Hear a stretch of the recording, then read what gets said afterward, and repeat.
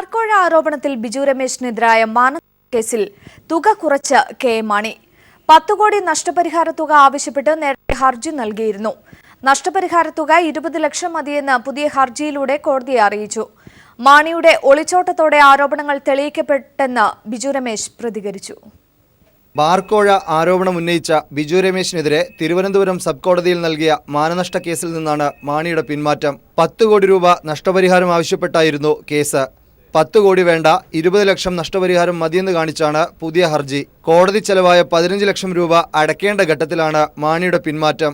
K M മാണിയുടെ ഒളിച്ചോട്ടത്തോടെ ആരോപണങ്ങൾ ശരിവെക്കപ്പെട്ടതായി ബിജു രമേശ് പീപ്പിളിനോട് പറഞ്ഞു. അവരുടെ ഭരണം കംപ്ലീറ്റ് ഇരിക്കുകയായിരുന്നു. അപ്പൊ 10 കോടി രൂപ കൂടി എന്നിൽ നിന്ന് ഈടാക്കാം, കേസ് അട്ടിമറിച്ചുകൊണ്ട് ഈടാക്കാമെന്നാണ് മാണി സാർ ധരിച്ചത്. പക്ഷെ ഇപ്പൊ സത്യം പുറത്തു വരുമെന്നായപ്പോ മാണി സാറിന് തന്നെ ഇപ്പൊ സമനില തെറ്റിപ്പോയി. കാര്യങ്ങൾ വസ്തുതകൾ പുറത്തു വരും. അങ്ങനെ വരുമ്പോൾ കള്ളം തെളിയും എന്നുള്ള ഉറപ്പായപ്പോഴത്തേക്കാണ് 10 കോടി രൂപ ആവശ്യപ്പെടുന്ന മാണി സാർ 20 ലക്ഷം രൂപയിലേക്ക് ചുരുങ്ങിയത്. അതേസമയം മാണിക്കെതിരായ അന്വേഷണ പുരോഗതിയിൽ വിജിലൻസ് തൽസ്ഥിതി റിപ്പോർട്ട് കോടതിക്ക് കൈമാറി. 7 സാക്ഷിമൊഴികളും 28 രേഖകളും പരിശോധിച്ചു. പ്രാഥമികമായി ആരോപണത്തിൽ തെളിവുണ്ടെന്നും വിജിലൻസ് കോടതിയിൽ നൽകിയ റിപ്പോർട്ടിൽ പറയുന്നു. ശാസ്ത്രീയ പരിശോധനകൾക്ക് കൂടുതൽ സമയം വേണമെന്ന വിജിലൻസിന്റെ ആവശ്യം കോടതി അംഗീകരിച്ചു. MR Sajesh, news bureau, Thiruvananthapuram. Chandrabose കൊലക്കേസ് പ്രതി നിസാം ജയിലിൽ ഫോൺ ഉപയോഗിക്കുന്നതായി കണ്ടെത്തൽ. 2 ഫോൺ നമ്പറുകളിൽ ജയിലിൽ ഉപയോഗിക്കുന്നതായും കണ്ടെത്തി. ഫോൺ സംഭാഷണങ്ങളുടെ ശബ്ദരേഖ പുറത്തുവന്നു. അതിനിടെ നിസാം ഫോണിൽ വിളിച്ച് വധഭീഷണി മുഴക്കിയതായി സഹോദരങ്ങൾ പോലീസിൽ പരാതി നൽകി. സംഭവത്തിൽ പോലീസ് അന്വേഷണം ആരംഭിച്ചു. മുഹമ്മദ് നിസാം ഫോണിലൂടെ വധഭീഷണി മുഴക്കിയെന്ന പരാതിയിലാണ് കണ്ണൂർ സെൻട്രൽ ജയിലിനുള്ളിൽ നിസാം മൊബൈൽ ഫോൺ ഉപയോഗിക്കുന്നതായി സഹോദരന്മാർ ആരോപിക്കുന്നത്. 97 46 57 65 53 87 69 73 13 02 എന്നീ 2 നമ്പറുകൾ ഉപയോഗിക്കുന്ന നിസാം ദിവസവും വൈകിട്ട് 5 മണിക്ക് ശേഷം കുടുംബ ബിസിനസ്സായ കിങ്സ് കമ്പനി ജീവനക്കാരെ വിളിക്കാറുണ്ടെന്നാണ് ആരോപണം. ഒക്ടോബർ 20-ന് 80 86 0 77 77 7 എന്ന നമ്പറിൽ നിന്നാണ് അബ്ദുൾ നിസാർ, അബ്ദുൾ റസാഖ് എന്നിവർക്ക് കോളുകൾ വന്നത്. ബീഡി കമ്പനിയിലെ ഇടപാടുകളെക്കുറിച്ച് സംസാരിച്ച നിസാം ലാഭവിഹിതം കേസ് നടത്തിപ്പിനായി മാറ്റിവെക്കണമെന്ന് ആവശ്യപ്പെട്ടു. ഇതിനു തയ്യാറായില്ലെങ്കിൽ കുടുംബത്തെ ഉൾപ്പെടെ ഇല്ലാതാക്കുമെന്ന് ഭീഷണി മുഴക്കി.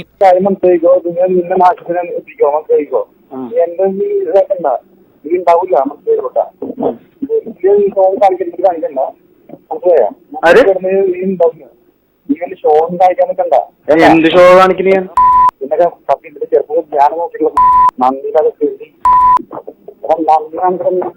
കണ്ണൂർ സെൻട്രൽ ജയിലിൽ തടവ് ശിക്ഷ അനുഭവിക്കുന്ന മുഹമ്മദ് നിസാമിനെ ബാംഗ്ലൂരിലെ വധശ്രമ കേസിനായി ഒക്ടോബർ 20-ന് വിട്ടു നൽകിയിരുന്നു. ഈ ദിവസമാണ് നിസാം സഹോദരന്മാരെ വിളിച്ച് ഭീഷണി മുഴക്കിയത്. നിസാമിന്റെ സുഹൃത്ത് ചിമ്പൂട്ടൻ എന്ന് വിളിക്കുന്ന ഷിബിന്റെ നമ്പറിൽ നിന്നാണ് ബാംഗ്ലൂരിൽ നിന്ന് കോൾ വന്നത്. കോളിന്റെ ശബ്ദരേഖകളും സഹോദരന്മാർ പരാതിക്കൊപ്പം പോലീസിന് നൽകി. കമ്പനി മാനേജർ രതീഷിന്റെ സഹായത്തോടെ തടവിലിരിക്കുന്ന മുഹമ്മദ് നിസാം ഫോണിലൂടെ ബിസിനസ് നിയന്ത്രിച്ചതായാണ് ആരോപണം. വധഭീഷണിയുള്ളതിനാൽ പോലീസ് സംരക്ഷണം നൽകണമെന്നും ആവശ്യമുണ്ട്. ജയിലിനുള്ളിൽ ഫോൺ ഉൾപ്പെടെയുള്ള സൗകര്യങ്ങൾ ഉപയോഗിച്ചു എന്ന ആരോപണത്തിൽ പോലീസ് അന്വേഷണം ആരംഭിച്ചു. News bureau, Thrissur. ചന്ദ്രബോസ് വധക്കേസ് പ്രതി മുഹമ്മദ് നിസാമിന്റെ ജയിലിലെ ഫോൺ വിളിയിൽ മുഖ്യമന്ത്രി പിണറായി വിജയൻ റിപ്പോർട്ട് തേടി. ജയിൽ DGP അനികാന്തിനോടാണ് റിപ്പോർട്ട് തേടിയത്. ശിക്ഷ അനുഭവിക്കുന്ന കുറ്റവാളിക്ക് കണ്ണൂർ സെൻട്രൽ ജയിലിൽ അനർഹമായ സൗകര്യങ്ങളും പരിഗണനയും കിട്ടിയോ എന്നത് പരിശോധിക്കാൻ നിർദ്ദേശിച്ചിട്ടുണ്ട്. അടിയന്തരമായി ഇടപെട്ട് നടപടിയെടുക്കണമെന്നും മുഖ്യമന്ത്രി ജയിൽ മേധാവിയോട് ആവശ്യപ്പെട്ടു. തന്റെ ഔദ്യോഗിക ഫോണും ഇമെയിലും ചോർത്തിയതായി വിജിലൻസ് ഡയറക്ടർ ജേക്കബ് തോമസ്. അന്വേഷണം ആവശ്യപ്പെട്ട് DGP ലോക്നാഥ് ബെഹ്റയ്ക്ക് ജേക്കബ് തോമസ് കത്ത് നൽകി. സംസ്ഥാനത്ത് നിലവിലുള്ള ചട്ടത്തെ ദുരുപയോഗം ചെയ്യുന്നതായും വിജിലൻസ് ഡയറക്ടർ കത്തിൽ ഉന്നയിക്കുന്നു. തന്റെ ഔദ്യോഗിക ഫോണും ഇമെയിലും ചോർത്തിയതായി ആരോപിച്ചാണ് vigilance director Jacob Thomas DGP Loknath ബെഹ്റയ്ക്ക് പരാതി നൽകിയത്. കഴിഞ്ഞ ദിവസമാണ് കത്ത് DGPക്ക് കൈമാറിയത്. ഇമെയിൽ ഹാക്ക് ചെയ്തതായി സംശയമുള്ളതായും മൊബൈൽ ഫോൺ അടക്കമുള്ളവ ചോർത്തിയതായുമാണ് കത്തിൽ ജേക്കബ് തോമസ് ഉന്നയിക്കുന്നത്. കേരളത്തിൽ നിലവിലുള്ള ചട്ടമനുസരിച്ച് DGPയുടെ അനുമതിയോടെ IG തലത്തിലുള്ള ഉദ്യോഗസ്ഥന് ഒരാഴ്ച വരെ ആരുടെയും ഫോൺ ചോർത്തുന്നതിന് അനുമതിയുണ്ട്. ഈ ചട്ടത്തെ ദുരുപയോഗം ചെയ്യുന്നതായും ഇത് പിൻവലിക്കണമെന്നും ജേക്കബ് തോമസ് പരാതിയിൽ ആവശ്യപ്പെടുന്നു. രാഷ്ട്രീയ ഉദ്യോഗസ്ഥ തലത്തിലെ ഉന്നതരുമായി ബന്ധപ്പെട്ട കേസുകൾ അന്വേഷിക്കുന്ന സാഹചര്യത്തിൽ ചോർത്തലിനെ ഗൗരവമായി കാണണമെന്നും ജേക്കബ് തോമസ് അഭ്യർത്ഥിക്കുന്നു. News bureau, Thiruvananthapuram. ആഭ്യന്തരമന്ത്രി അറിയാതെ ഫോൺ ചോർത്താൻ കഴിയില്ലെന്ന് പ്രതിപക്ഷ നേതാവ് രമേശ് ചെന്നിത്തല. മുൻ ആഭ്യന്തരമന്ത്രിയായിരുന്ന തനിക്ക് ഫോൺ ചോർത്തൽ വ്യക്തമായി അറിയാമെന്നും ചെന്നിത്തല പറഞ്ഞു. ഇല്ല, അങ്ങനെ കേരളത്തിൽ ഞാൻ ആഭ്യന്തര വകുപ്പിൻ്റെ ചുമതലയുള്ള ഒരു മന്ത്രി കൂടിയായിരുന്നല്ലോ. എനിക്കറിയാം ഇങ്ങനെ ഫോൺ ചോർത്താൻ കഴിയുമെന്നുള്ളത്. ഫോൺ ഇൻ്റർസെപ്റ്റ് ചെയ്യാൻ കഴിയുന്നത് ഗവൺമെൻറ്റിൻ്റെ അനുമതിയോടുകൂടി മാത്രമേ ചെയ്യാൻ കഴിയൂ. അല്ലാതെ ഇൻ്റലിജൻസിന് മാത്രമേ അത് കഴിയൂ. അത് ഗവൺമെൻറ്റിൻ്റെ അനുവാദം വേണം. ആഭ്യന്തര വകുപ്പിൻ്റെ അനുമതിയില്ലാതെ ഒരു ഫോണും ആരുടെയും ചോർത്താൻ കഴിയില്ല. ആര് ആരെ ആരുടെ അത് ചെയ്യാൻ കഴിയില്ല. ആഭ്യന്തര വകുപ്പിൻ്റെ അല്ലെങ്കിൽ ഇൻ്റലിജൻസ് ADGP വിചാരിക്കണം. അത് അങ്ങനെയൊന്നും ചെയ്യാൻ പറ്റില്ല. വെറുതെ ആളുകളുടെ ഫോണൊന്നും ചോർത്താൻ കഴിയില്ല. ചിലർക്ക് അറിയിച്ച് പറയുമല്ലോ, അങ്ങനെ ചെയ്യാൻ കഴിയില്ല. കാരണം അങ്ങനെ ചെയ്യുന്നതിന് ചില വ്യവസ്ഥാപിതമായ നടപടികളുണ്ട്. അതല്ലാതെ ആരുടെയും ഫോൺ അങ്ങനെ ചോർത്താനൊന്നും കഴിയില്ല. നമ്മുടെ രാജ്യത്ത് വലിയ കുറ്റകരമായ കാര്യമാണ്. അത് വേറെ, അത് ഹാക്ക് ചെയ്യുന്നത് അത് വേറൊരു രീതിയാണ്. ഫേസ്ബുക്ക് ഹാക്ക് ചെയ്യുക എന്നൊക്കെ പറയും. ഒരു പൗരൻ്റെ ഫോൺ ചോർത്തുക എന്ന് പറയുന്നത് വളരെ ഗൗരവമുള്ള ഒരു കാര്യമാണ്. അതിന് ചില നടപടിക്രമങ്ങളുണ്ട്. ആഭ്യന്തര വകുപ്പ് സെക്രട്ടറിയുടെ അനുമതിയോടുകൂടി മാത്രമേ ചില കേസുകളിൽ വേണ്ടിവരും. ഇപ്പോൾ രാജ്യദ്രോഹം, തീവ്രവാദം, ചില തന്ത്രപ്രധാനമായ കേസുകൾ എന്നിവയ്ക്ക് മാത്രമേ അങ്ങനെ ചെയ്യാൻ കഴിയുള്ളൂ. അതും അനുമതി വേണം. ആഭ്യന്തര വകുപ്പ് സെക്രട്ടറിയുടെ അനുമതിയോടുകൂടി മാത്രമേ ചോർത്താൻ കഴിയുള്ളൂ. അല്ലാതെ ചോർത്താൻ കഴിയില്ല. അതിന് പ്രത്യേക രീതികളുണ്ട്. ആരുടെ ചോർത്തനം ഇൻ്റർസെപ്റ്റ് ചെയ്യണമെന്നുള്ളതിന് ഞാൻ പറഞ്ഞല്ലോ, ഭീകരവാദം, തീവ്രവാദം, രാജ്യദ്രോഹ പ്രവർത്തനങ്ങൾ നടത്തുക. പിന്നെ അത്രയും തന്ത്രപ്രധാനമായ വിവരങ്ങൾ ഗവൺമെൻറ്റിന് ആവശ്യമാണ് എന്ന് വന്നാൽ മാത്രമേ അങ്ങനെ ചെയ്യാറുള്ളൂ. സാധാരണഗതിയിൽ അങ്ങനെ ആരുടെയും ആരെയും ചെയ്യാറില്ല, ചെയ്യാൻ പാടില്ല, ചെയ്യാൻ പറ്റില്ല. മാധ്യമങ്ങളെ ഇനിയും കോടതിക്ക് പുറത്ത് നിർത്തരുതെന്ന് സ്പീക്കർ ശ്രീരാമകൃഷ്ണൻ. ഒരു വിഭാഗം അഭിഭാഷകരാണ് പ്രശ്നങ്ങൾക്ക് പിന്നിൽ. ഇക്കാര്യം ചീഫ് ജസ്റ്റിസിന് ബോധ്യപ്പെട്ടിട്ടുണ്ട്. അറിയാനുള്ള അവകാശത്തെ തടയരുതെന്നും സ്പീക്കർ പറഞ്ഞു. വനിതാ മാധ്യമ പ്രവർത്തകർക്കെതിരായി പോലീസ് കേസ് പിൻവലിക്കണമെന്ന് KPCC പ്രസിഡന്റ് VM സുധീരനും ആവശ്യപ്പെട്ടു. അദ്ദേഹം വളരെ ക്രിയാത്മകമായി പ്രതികരിക്കുകയുണ്ടായി. ഇന്നലെ രാവിലെ തന്നെ അദ്ദേഹം 7:30 മണിയോടുകൂടി ലോ സെക്രട്ടറിയെ വിളിച്ച് അദ്ദേഹത്തിൻ്റെ കൺസേൺ അറിയിക്കുകയും നിയമസഭയുടെ ഗൗരവപൂർണമായ ഒരു പ്രതികരണമായിട്ട് ഇതിനെ സമീപിക്കുകയും ചെയ്യാമെന്നും. ഈ തരത്തിലുള്ളൊരു പ്രവണത ആദ്യമായിട്ടാണ് കാണുന്നത്. മുളകിലെ നുള്ളിക്കളഞ്ഞേ മതിയാവൂ എന്ന കാര്യത്തിൽ യാതൊരു സംശയമില്ല. അഭിഭാഷക സമൂഹമാകെ മോശക്കാരാണെന്ന് ആരും പറയില്ല. വളരെ നല്ല രീതിയിൽ പ്രവർത്തിക്കുന്ന അഭിഭാഷകരുടെ നിര തന്നെ നമുക്കുണ്ട്. പക്ഷെ ആ അഭിഭാഷക സമൂഹത്തിന് തന്നെ കളങ്കം വരുത്തി വയ്ക്കുന്ന നിലയിലാണ് ചെറിയൊരു വിഭാഗം അഭിഭാഷകരുടെ ഭാഗത്തു നിന്നും ഈ തരത്തിലുള്ള പ്രവർത്തനമുണ്ടായി. തിരികെ വാർത്തകളിലേക്ക്. കാലിക്കറ്റ് യൂണിവേഴ്സിറ്റി പ്യൂൺ നിയമന ലിസ്റ്റ് ചോർന്ന സംഭവം യൂണിവേഴ്സിറ്റി സിൻഡിക്കേറ്റ് യോഗം ഇന്ന് ചർച്ച ചെയ്തു. പീപ്പിൾ TVയാണ് കഴിഞ്ഞ ദിവസം വാർത്ത പുറത്തുവിട്ടത്. വിഷയത്തിൽ കുറ്റക്കാരായ രജിസ്ട്രാറെ തൽസ്ഥാനത്തു നിന്നും പുറത്താക്കണമെന്ന ആവശ്യവും ഉയർന്നു.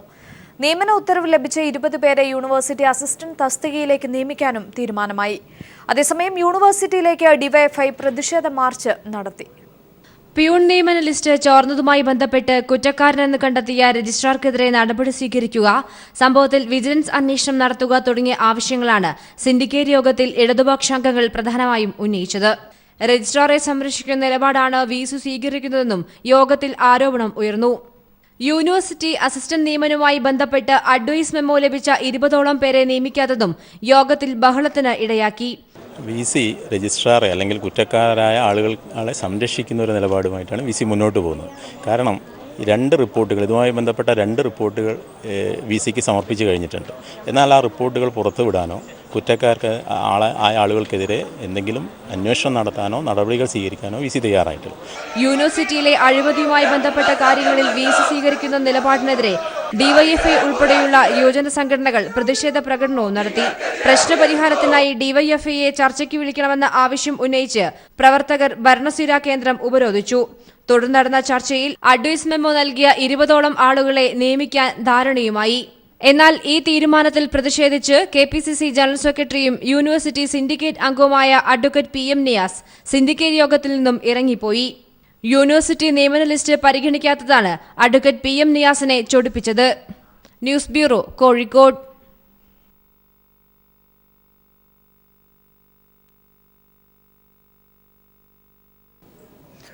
താനൊരു ദേശീയവാദിയോ രാജ്യസ്നേഹിയോ അല്ലെന്ന് പ്രശസ്ത സംഗീതജ്ഞനും മാർക്സിസ്റ്റ് പുരസ്കാര ജേതാവുമായ TM കൃഷ്ണ. ഇത് പറഞ്ഞതിന്റെ പേരിൽ തനിക്കെതിരെ രാജ്യദ്രോഹ കുറ്റം ചുമത്തിയേക്കാമെന്നും കോവളം സാഹിത്യോത്സവത്തിൽ കൃഷ്ണ പറഞ്ഞു. കേന്ദ്ര സർക്കാരിന്റെ നയങ്ങളെയും സംഘപരിവാറിന്റെ അസഹിഷ്ണുതയെയും കടുത്ത ഭാഷയിലാണ് അദ്ദേഹം വിമർശിച്ചത്. പരസ്പര ബഹുമാനവും സ്നേഹവും നിറഞ്ഞ ലോകമാണ് താൻ ഇഷ്ടപ്പെടുന്നത്. അവിടെ ദേശീയതാവാദത്തിന് സ്ഥാനമില്ല. ദേശീയതയ്ക്ക് വേണ്ടി വാദിക്കുമ്പോൾ പരസ്പരം ബഹുമാനവും സ്നേഹവും അടിയറ വയ്ക്കേണ്ടി വരുമെന്നാണ് TM കൃഷ്ണ അഭിപ്രായപ്പെട്ടത്.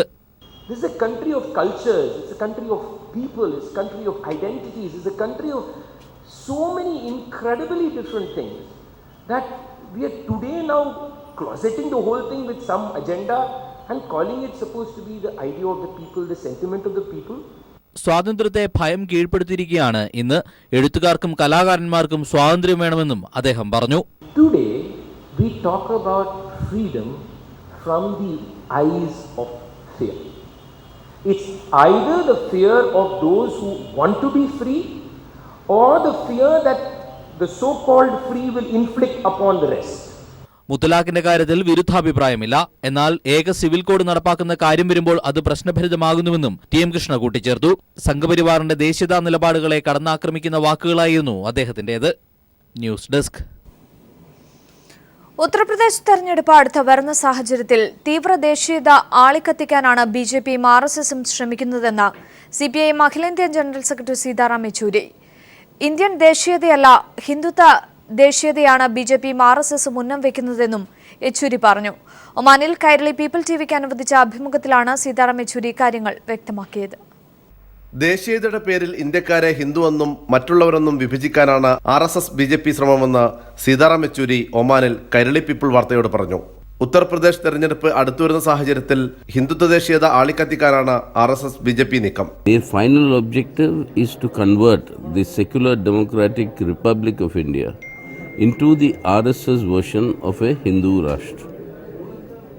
And for that they are doing all these activities. And in the bargain they also hope that they will get some electoral benefits. As the UP elections come closer, they will use these methods. So it is their actual pursuit of their real agenda. കണ്ണൂരിലടക്കം ആക്രമണങ്ങൾ നടത്തി രാഷ്ട്രീയ മുതലെടുപ്പ് നടത്താനുള്ള BJPയുടെയും RSSന്റെയും നീക്കങ്ങളെ ചെറുക്കാൻ മതേതര സമൂഹം ഒറ്റക്കെട്ടായി മുന്നോട്ട് വരണമെന്നും സീതാറാം യെച്ചൂരി പറഞ്ഞു. What we are seeing in Kannur today and northern Kerala is their whole objective, to try and defeat this bastion of secularism in India. All secular people, patriotic nationalist Indians, will have to come together to prevent them from succeeding and in fact defeating them. ഒമാനിൽ നിന്ന് T Jamaluddin. കണ്ണൂരിൽ വീണ്ടും RSS ആക്രമണം. ചെറുവാഞ്ചേരിയിൽ CPIM നേതാവും Koothuparamba block panchayat പ്രസിഡന്റുമായ A അശോകന്റെ വീടിന് നേരെ ബോംബേറ്. ആക്രമണത്തിൽ ഗൺമാന് പരിക്കേറ്റു. ആക്രമണത്തിനു പിന്നിൽ RSS ജില്ലാ നേതൃത്വമെന്ന് അശോകൻ പറഞ്ഞു. ജില്ലാ സെക്രട്ടറി P ജയരാജൻ അശോകന്റെ വീട് സന്ദർശിച്ചു. CPIM ചെറുവാഞ്ചേരി ലോക്കൽ കമ്മിറ്റി അംഗവും കൂത്തുപറമ്പ് ബ്ലോക്ക് പഞ്ചായത്ത് പ്രസിഡന്റുമായ A അശോകന്റെ വീടിന് നേരെയാണ് ആക്രമണമുണ്ടായത്. ഉഗ്രശേഷിയുള്ള ബോംബുകളാണ് വീടിന് നേരെ എറിഞ്ഞത്. അശോകന്റെ ഗൺമാനും കണ്ണൂർ AR ക്യാമ്പിലെ പോലീസുകാരനുമായ A രഞ്ജിത്തിന് ഗുരുതരമായി പരിക്കേറ്റു. രഞ്ജിത്തിനെ തലശ്ശേരി സഹകരണ ആശുപത്രിയിൽ പ്രവേശിപ്പിച്ചിരിക്കുകയാണ്. CPIM ജില്ലാ സെക്രട്ടറി P ജയരാജൻ A അശോകന്റെ വീടും ഒപ്പം പരിക്കേറ്റ ഗൺമാൻ രഞ്ജിത്തിനെയും സന്ദർശിച്ചു. കണ്ണൂർ വീണ്ടും കലാപഭൂമിയാക്കാനുള്ള RSS നിരന്തര ശ്രമം നടത്തുന്നുവെന്ന CPIM ആരോപണം ശരിവെക്കുന്നതായിരുന്നു ഇന്നലെ രാത്രി നടന്ന ആക്രമണം. അപ്പോൾ നമ്മുടെ ജില്ലയിൽ കഴിഞ്ഞ കുറച്ച് ദിവസമായിട്ട് യാതൊരു സംഘർഷവും ഉണ്ടായിരുന്നില്ല. ആ സംഘർഷം വീണ്ടും കുത്തിപ്പൊക്കാനാണ് RSS അശോകന്റെ വീട്ടിന് നേരെ ആക്രമണം നടത്തിയത്. അശോകനെ അപായപ്പെടുത്താനുള്ള നീക്കമാണ് യഥാർത്ഥത്തിൽ നടത്തിയത്. CPMനോട് ആവശ്യപ്പെട്ടത് ഞങ്ങൾക്ക് സ്വന്തമായിട്ടൊരു ഓഫീസ് കെട്ടിടം വേണമെന്നാണ്. അപ്പോൾ അതിന്റെ പ്രവർത്തനം നടത്തുന്നതാണ് RSSകാരെ അലോസരപ്പെടുത്തിയത്. അതിൽ നിന്നും CPMനെ പിന്തിരിപ്പിക്കാനുള്ള നീക്കത്തിന്റെ ഭാഗമായിട്ടാണ് ഈ ബോംബാക്രമണം. പക്ഷെ അതുകൊണ്ടൊന്നും CPIM പിന്മാറാൻ വേണ്ടി പോകുന്നില്ല. അവിടെ ഞങ്ങൾ സ്ഥിരമായി പ്രവർത്തിക്കുന്നതിനുള്ള സംവിധാനത്തെപ്പറ്റി പാർട്ടി ആലോചിച്ച് തീരുമാനിക്കും. RSS വിട്ട് എ അശോകൻ CPIMലേക്ക് വന്നതോടെ RSS കേന്ദ്രമായിരുന്ന ചെറുവാഞ്ചേരിയിൽ നിന്നും വൻ ജനക്കൂട്ടമാണ് CPIMലേക്ക് വന്നത്. ഇതോടെ വാടക കെട്ടിടത്തിൽ ആരംഭിച്ച CPIM ബ്രാഞ്ച് ഓഫീസ് 33 തവണയാണ് RSS തകർത്തത്. 24-ന് ചെറുവാഞ്ചേരിയിൽ CPIM ഓഫീസിന് സംസ്ഥാന സെക്രട്ടറി കോടിയേരി ബാലകൃഷ്ണൻ ശിലാസ്ഥാപനം നടത്താനിരിക്കെയാണ് ഇത്തരത്തിലൊരു ആക്രമണം നടന്നിരിക്കുന്നത്. കഴിഞ്ഞ ദിവസങ്ങളിൽ ധർമ്മടം വെള്ളൊഴുക്കിലെ RSS കേന്ദ്രത്തിൽ നിന്നും ഉഗ്രശേഷിയുള്ള ബോംബ് ശേഖരം പോലീസ് കണ്ടെടുത്തിരുന്നു. മാത്രമല്ല കണ്ണൂരിന്റെ വിവിധ ഭാഗങ്ങളിൽ പോലീസ് നടത്തിയ റെയ്ഡിലും RSS കേന്ദ്രങ്ങളിൽ നിന്നും വൻ ആയുധ ശേഖരമാണ് കണ്ടെത്തിയത്. PV Joshila, news bureau, Kannur.